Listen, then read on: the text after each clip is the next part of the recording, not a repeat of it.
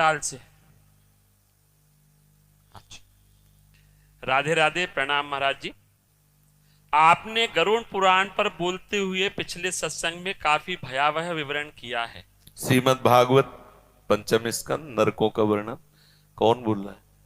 गरुड़ पुराण से नहीं, श्रीमद् भागवत पंचम स्कंद नरकों का वर्णन श्री सुखदेव जी महाराज परीक्षित को कह रहे हैं। भयावह क्या? जैसे कर्म किए जाते हैं, भयावह कर्म किए जाते हैं तो उनका फल भयावह होता है। जैसे कोई कहता है, आप आगे प्रश्न करना, लेकिन वो बात आ गई कह रहा हूं। कोई कहता है अरे नरक वरक नहीं होते। जब सामने बिल्ली होती है ना, कबूतर कहता है कोई बिल्ली बिल्ली नहीं, एक ही झपेटा में उसका हिसाब हो जाता है। तुम्हारे कहने से होगा। अरे बोले कोई पुलिस वुलिस नहीं, करो मन मानो। जब पकड़ जाते हैं ना, तो जैसे यहाँ नरकों का वर्णन है ना, ऐसे वहां वर्णन है। हम एक मिले थे गंगा किनारे, तो बड़े लंज पुंज, तब वो बता रहे थे कि किसी गैंग में थे, पकड़ गए, अंगुलियां सब चकनाचूर थी। वो बता रहे थे यहाँ लोहे की कीलें गाड़ी जाती, बर्फ की सिल्ली में लिटा के, और जैसे कपड़ा कूटा जाता है ऐसे कूटा जाता है। टट्टी पेशाब सब उसी कमरे में छूट रही है, सड़ रहे हैं, मक्खियां मच्छर सब काट रहे हैं। अरे बोले सब झूठी बात, तो करके देख लो। बोले यहां नहीं नरक, वहां नहीं नरक, कोई ये सब केवल गप्पे बता रहे हैं। बाबा जी को क्या है, तो लोग में भय फैला रहे हैं। आप करके देख लो। यहां बोले भगवान अगर दंड देना है तो समाज में दंड दें। जानते हो चोर की जब पिटाई होती है ना, तो बंद कमरे में होती है। चाहिए कि समाज में करना चाहिए जिससे शिक्षा हो, लेकिन सिद्धांत है। आप देखो किसी मुजरिम को ले जाते हैं तो कैसे पीटते हैं, सब बंद करके एकांत में भी कस के धुलाई करते, एक एक बात पूछ लेते। ऐसे ही जिससे जैसे हम तिहाड़ जेल नहीं, ऐसे नरक है। ऐसा मान लो कि तिहाड़ जेल एक भारत की जेल है और नरक एक अनंत ब्रह्मांडों की जेल है।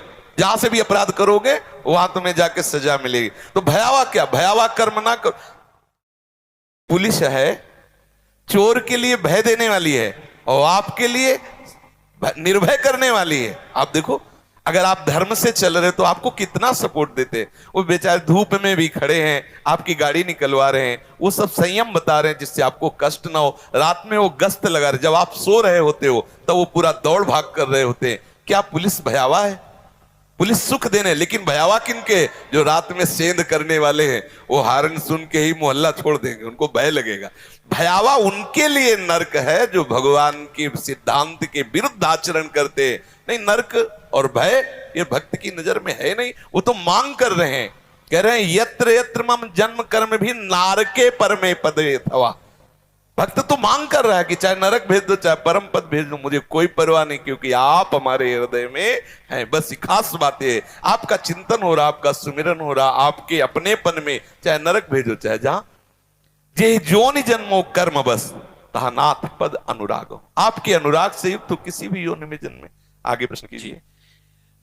भयावह विवरण किया गया है। पाप कर्मों का पहले भी प्रभु जी ऐसा सुना गया है। प्रश्न ये है कि वो दंड बहुत ज्यादा हैं और फिर जन्म लेने के बाद जो हम भूल जाते हैं और फिर वही विकार घेर लेते हैं।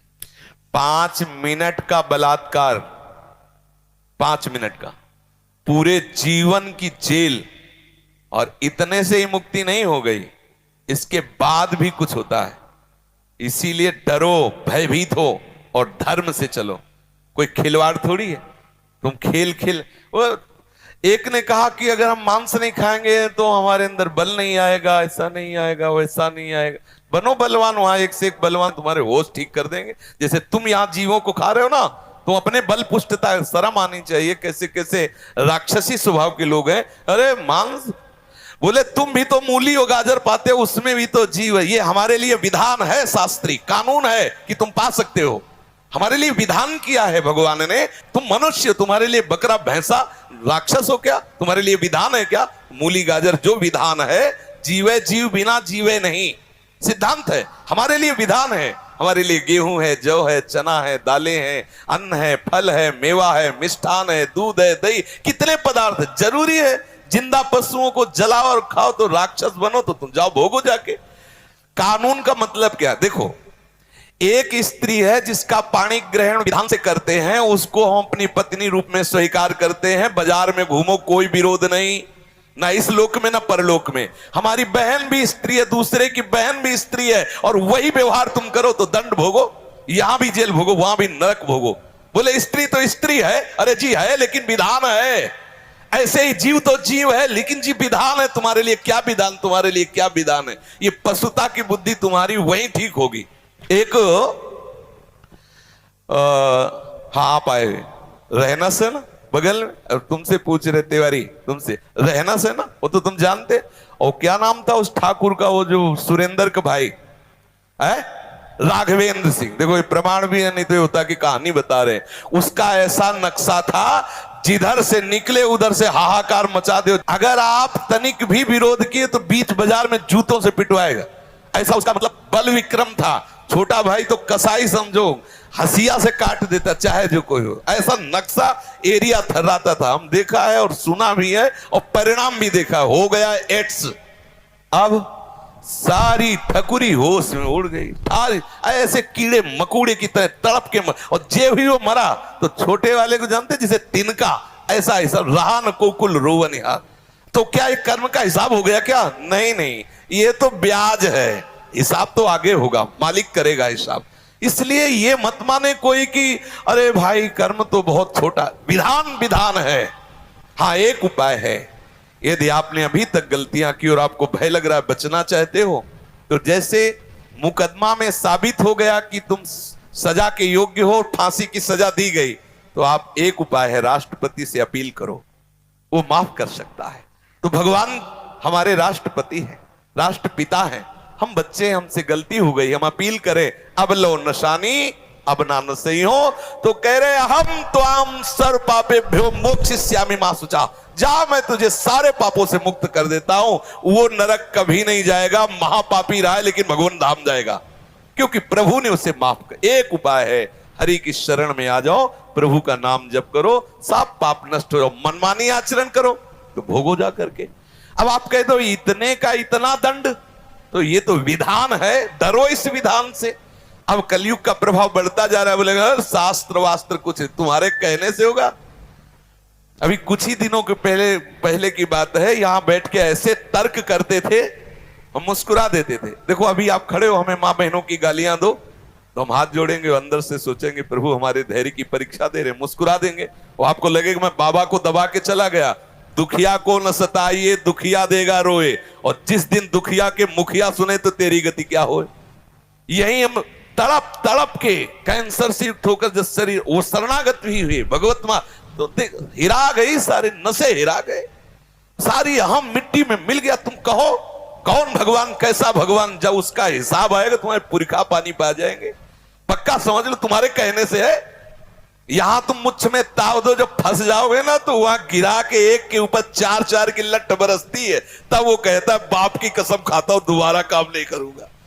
अभी तुम बोल लो जितना मनावे बोल लो, यहां तो बख्श जाओगे किसी तरह, क्योंकि हृदय वाले हैं। नरक में हृदयहीन है, वहां तो एक राई पाई के हिसाब में अंतर नहीं। अगर यह है कि इतना दंड देना है तो तुम्हारी पुकार नहीं सुनी जाए, यहां तो कम से कम इतना है, पानी पिला दो यार, थोड़ा तो रुक जाओ, वहां नहीं। इसलिए डरो इस बात से कि कहीं हमसे, हरिवंश महाप्रभु कहते हैं यही डर ही डर पी हरिवंश, डरो जैसी हरिवंश नरक गति दुर्भर, यम द्वारे कटियत नक्शी के। बहुत ही दुर्गति होती है, एक एक पाई पाई का हिसाब होता है, सावधान रहो।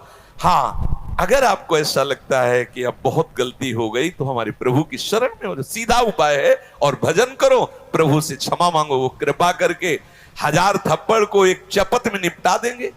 उनके आगे किसी की चलती नहीं, इसलिए प्रभु की शरण में हो। रत्नाकर जैसे डाकू को ब्रह्म ऋषि वाल्मीकि बना दिया, बिल्व मंगल वैश्यागामी को बिल्व मंगलाचार्य बना दिया, अजामिल जैसे वैश्यागामी पापाचारी को भागवत में उनका यश गाया गया। इसलिए हम प्रभु के नाम रूप लीला धाम पर विश्वास करें और भजन करें। नरक का भय हमारे लिए पक्का है यदि भजन नहीं किया, भगवान का चिंतन नहीं किया। कहने से कुछ नहीं होता कि ये जी क्या होता है। एक भिक्षा मांगने जाते थे तो एक ब्रजवासी थे, हर समय सिगरेट ही लगी रहती थी, यद्यपि भिक्षा मिलती थी लेकिन बड़ी अवहेलना से। ऐसे एक दिन देखा कि मथुरा में ही एक्सीडेंट हुआ, यहां सब इतने इतने बड़े पत्थर लगे, सरिया पड़ी वैसे। तो जब नजदीक गए तो आंसू चल रहे थे और कह रहे थे कि बाबा क्या हो गया, बिहारी जी ने हमें ऐसा क्यों। अब महीनों का हिसाब, पूरे जीवन भर अब मुझ में ताव नहीं दे सकते। बहुत होश में, ये मत सोचो कोई देख नहीं रहा। आज तुम बुरा कर रहे हो तो तुम्हारे पुण्य खर्चा हो रहे हैं। जिस दिन तुम्हारे पुण्य खत्म हुए, अभी का पाप और पीछे का पाप मिलेगा, कोई त्रिभुवन में नहीं जो तुम्हें बचा सके। फिर सब हाय हाय मचता रहता है। अभी बुद्धि ठिकाने लगा लो और भजन। अगर ये कहो कि भय देते हो तुम, संसार को भय, अच्छा निर्भय होकर के तो ये बलात्कार हो रहा है, निर्भय होकर के तो अत्याचार और हिंसा हो रहे हैं। यदि राष्ट्र का भय, धर्म का भय, शास्त्र का भय, गुरु का भय, तो साफ सावधान पूर्वक धर्मात्मा बनकर चलें। आज निर्भयता बढ़ रही है और शास्त्र और संत और सदगुरुदेव और महापुरुषों की अवहेलना हो रही, उसी का परिणाम बढ़ता चला जा रहा है। आप देखो, जहां ये शासन के इतना करने पर हाथ काट दिए जाएंगे, ऐसा करने पर तुम्हारी आंख फोड़ दी जाएगी, जबान वह हिल जाएगा कि ऐसा कैसे हो रहा है, कहीं भूल हो गई तो ऐसा हो जाएगा। तो ऐसा नहीं, जो भय है वो धर्म पालन के लिए है, जो भय है वो हमें पवित्र बनाने के लिए है, हमें संयम से चलाने के लिए है। वो कोई ऐसे भांग खा के भय नहीं लिखा गया है, वो जो है वही लिखा गया है, जो अपराध है वही। अच्छा आप सोचो, एक आदमी है, तुम्हें दिखाई दे रहा है तुम्हारी बहन को छेड़ रहा है, उसने तो ऐसे छुआ होगा, तुम भी ऐसे छू लो जाके। छेड़ने का मतलब उसने ऐसे छुआ और मुस्कुरा दिया, तो तुम भी छू के मुस्कुरा दो। लेकिन तुम क्या करोगे, 4 लोग मिलकर 50 जूते मारोगे गिरा गिरा के। तो इतना बड़ा दंड ठीक था क्या? हम आपके प्रश्न का उत्तर कर रहे हैं। इतना, अरे उसने ऐसे छू के मुस्कुरा दिया था, तुम भी दोनों तरफ छू लेते, मुस्कुरा देते। लेकिन ऐसा नहीं करते, गिरा के 50 जूता मारते और वो चलने लायक नहीं रहता। क्या हुआ? बोले इतने से मुक्त कर देते, बोले नहीं भी पुलिस को देते, फिर वहां हिसाब होता है अलग। तो आप सोच लो, इतनी चेष्टा का ये है, तो हमारी तुम्हारी जो चेष्टाएं गुप्त रूप से हो रहे हैं उनका परिणाम कितना लंबा आएगा। इसमें कोई भी गुंजाइश नहीं है मनमानी। जो चाहे बोलो, चाहे भगवान को गाली दो, चाहे हमें गाली दो, चाहे शास्त्र को गाली दो, जब परिणाम आएगा तो तुम्हारे पुरखा तृप्त हो जाएगी, ये